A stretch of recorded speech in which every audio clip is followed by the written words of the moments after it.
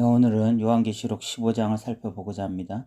요한계시록 6장부터 16장까지는 이 요한계시록의 본론 부분으로서 인재앙, 나팔재앙, 대접재앙이 나와 있습니다. 이 10장에 걸쳐 나와 있는 이 재앙들로 인해서 요한계시록은 읽기가 상당히 부담스러운 것이 사실입니다. 또 재앙들의 내용들이 표면적으로 보면 상당히 공포감을 불러일으킬 수 있는 내용들도 다수 포함되어 있어서 어떤 사람들은 이 내용들을 읽으면서 두려운 마음을 가지기도 합니다. 그런데 재앙들이 왜 땅에 쏟아져야 하는지를 곰곰이 묵상해 보면 이것은 기독교인들에게는 두려운 일이 아니라 오히려 자신의 신앙에 대한 확신을 가지게 만드는 것이고 자신의 믿음을 견고하게 만들어주는 일임을 깨닫게 됩니다. 인재앙, 나팔재앙, 대접재앙이 말하고자 하는 첫 번째 메시지는 이 땅의 주인은 하나님이시다라는 것입니다. 애굽의 10가지 재앙이 임할 때 하나님은 몇 번이나 내가 여호와인 줄 알리라 라는 표현을 하셨습니다. 왜 그런 말씀을 하셨는가 하면 애굽 사람들은 믿지 않는 자들이기에 당연히 하나님을 배척하고 온갖 우상을 섬겼고 심지어 이스라엘 사람들조차 애굽과 바로 왕을 보면서 하나님의 왕되심을 의심했기 때문입니다.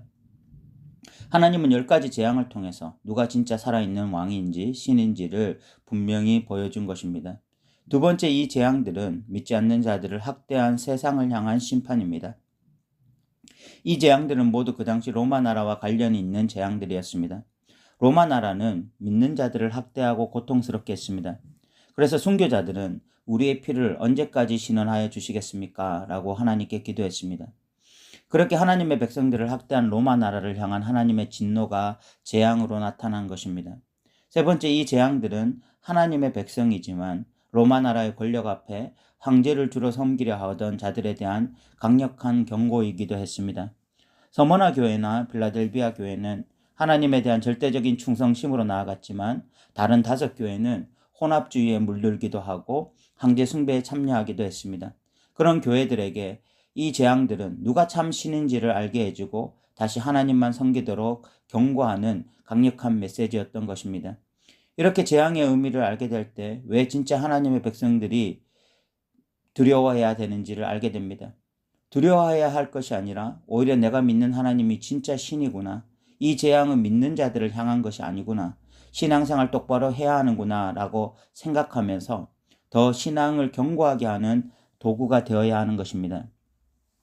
오늘 본문은 마지막 대접 재앙이 있기 전에 예고편 같은 역할을 하고 있습니다.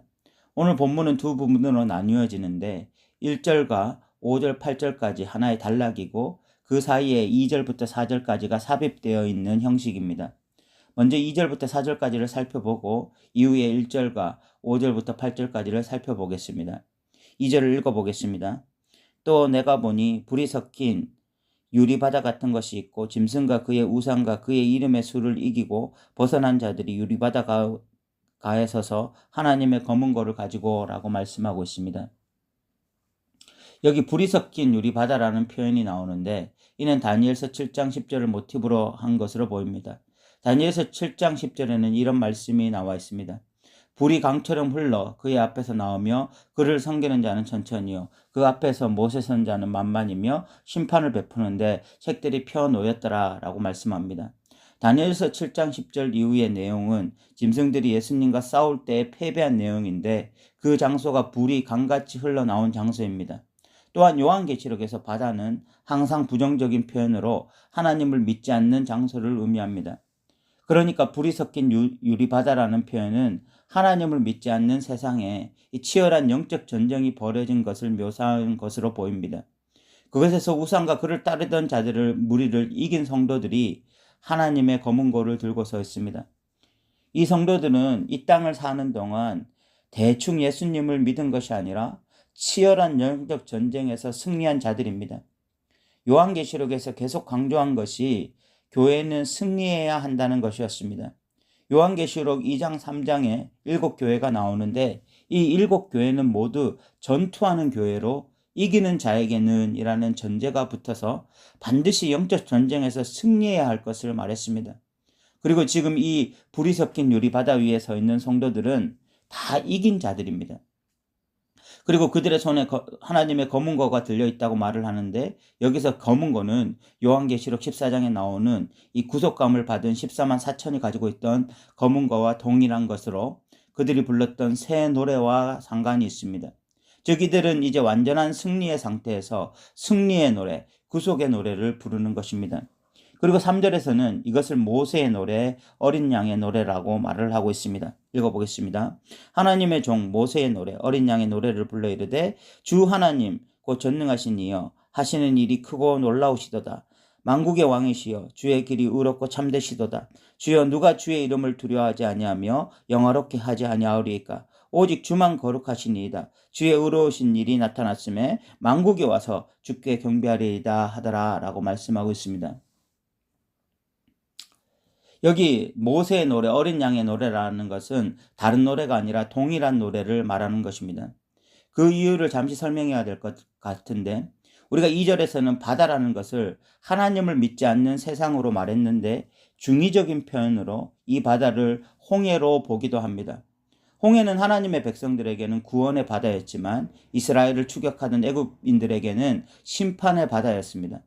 애굽의 군대가 홍해에서 매장되고 난 이후 출애굽기 15장에서는 그 구원을 행하신 하나님을 찬양합니다. 그것을 모세의 노래라고 했습니다. 어린 양의 노래란 예수님의 십자가 사건을 통해서 하나님의 백성들을 구원하신 것을 노래한 것을 의미합니다. 그러니까 둘 다 하나님의 구원에 대한 노래입니다. 그래서 동일한 노래라고 말을 할 수 있습니다. 그 내용은 이렇습니다. 주 하나님 곧 전능하신 이시여 하시는 일이 크고 놀라우시도다. 만국의 왕이시여 주의 길이 의롭고 참되시도다. 주여 누가 주의 이름을 두려워하지 아니하며 영화롭게 하지 아니하리이까.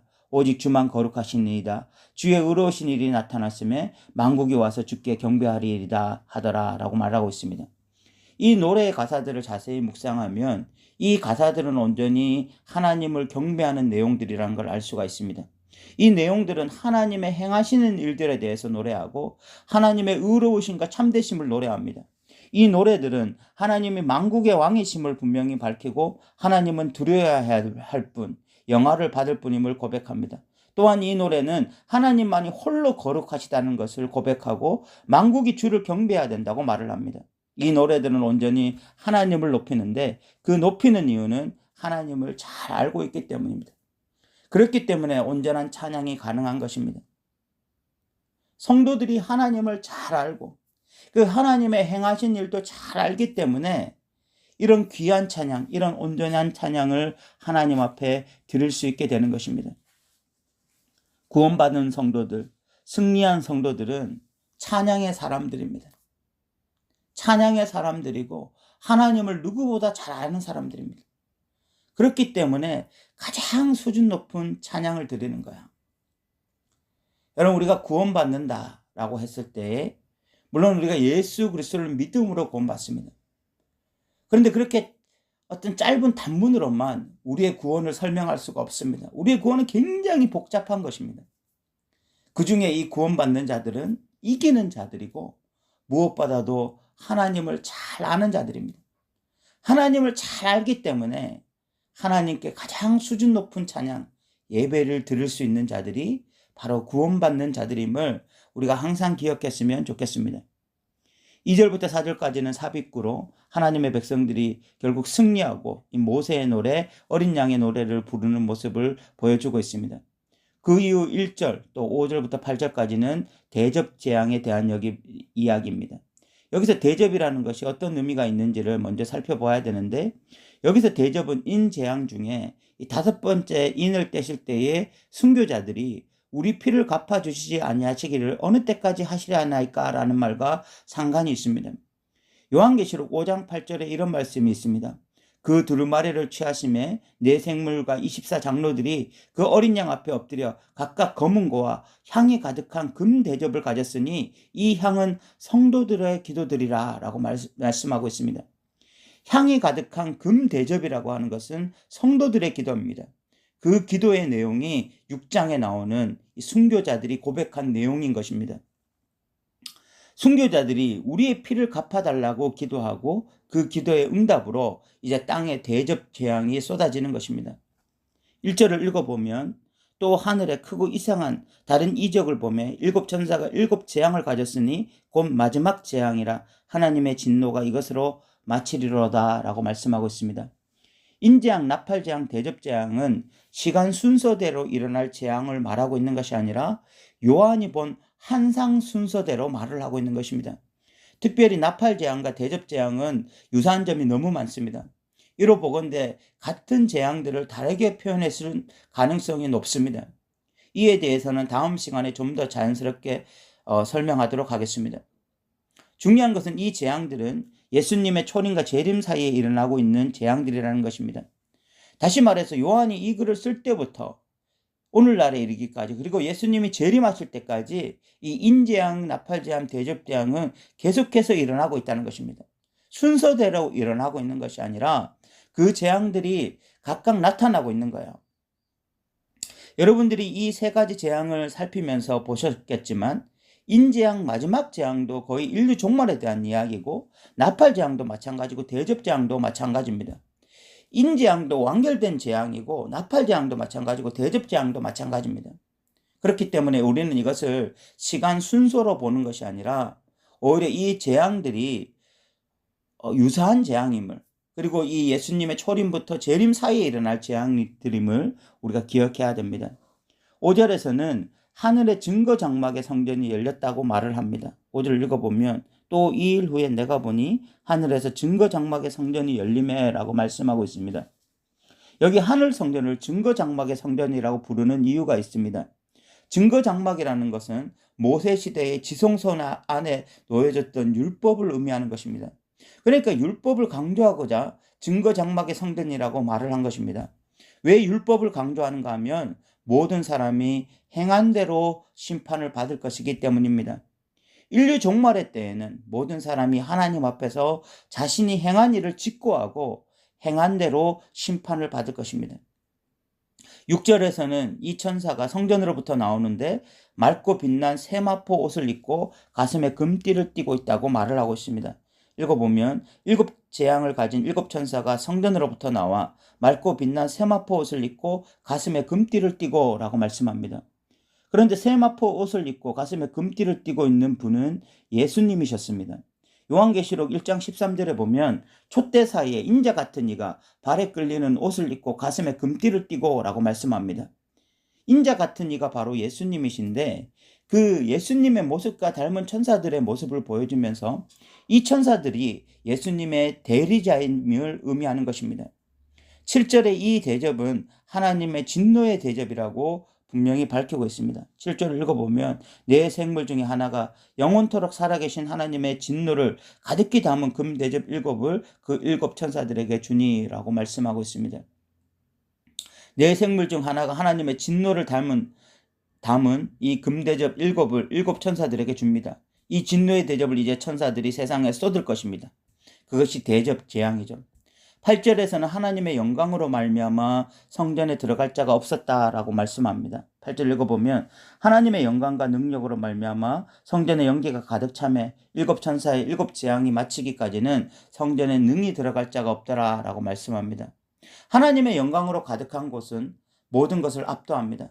출애굽기 40장에 성막이 완공되고 나서 하나님의 영광이 성막 안에 가득하게 되는데 그때 모세가 성막 안에 들어갈 수 없었다는 것과 동일한 것입니다.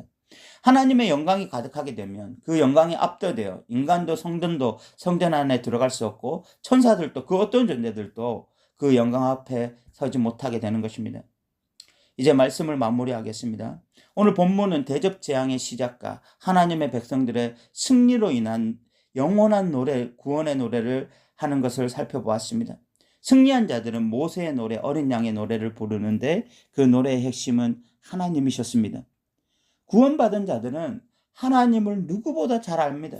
그리고 하나님이 행하신 일도 잘 알아요. 그렇기 때문에 하나님의 이름에 합당한 영광을 돌리는 것입니다. 이것이 구원받은 자들의 가장 중요한 특징입니다. 오늘 이 시대에 교회를 다니고 성도라고 말하는 자들 중에서 하나님을 모르는 자들이 많이 있습니다. 예배 시간에 찬양은 드리지만 하나님을 모르기 때문에 그 하나님에 대한 바른 경배를 드리지 못하는 경우가 많아요. 그러나 여러분, 분명히 우리 알아야 됩니다.